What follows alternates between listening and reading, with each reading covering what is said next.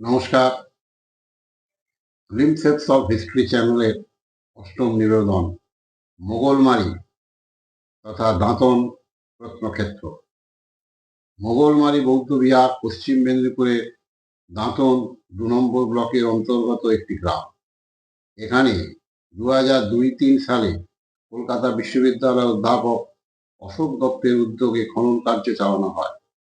পরে ২০০৮ থেকে ২০১৩ সাল পর্যন্ত খনন কার্য চালিয়ে এই বৌদ্ধ বিহারটি আবিষ্কৃত হয়।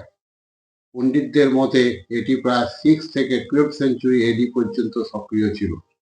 কথিত আছে এই বৌদ্ধ বিহারের কথা প্রখ্যাত চৈনিক পরিব্রাজক হাই হেন এবং তৎপরবর্তী হেন সাংয়ের বিবর্ণিত উল্লেখ আছে।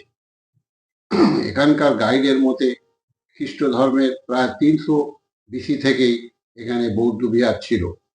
মোগলমারির এই বৌদ্ধ বিহার গুপ্ত যুগের সময় 6 থেকে 7 সেঞ্চুরি এডি যথেষ্ট কার্যকর ছিল। এখানকার উৎখননে বৌদ্ধ বিহার স্তূপ, রাজা সমাচার দেবের মিশ্র ধাতুর মূর্তি, মুদ্রা, স্বর্ণলকেট, মুকুট ও প্রচুর বুদ্ধ মূর্তি, পাথর ও ব্রোঞ্জ ভাস্কর্য ও অলঙ্করণ ইত্যাদি পাওয়া গেছে।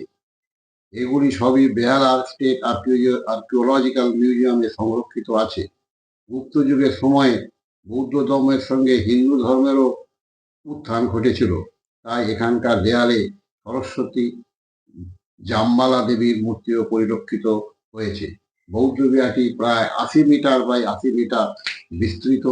এছাড়াও এখান থেকে 10 কিলোমিটার দূরে রয়েছে সৎসঙ্গ জলাভূমি। এটি আসলে বিশাল লেক ছিল বলে মনে হয়।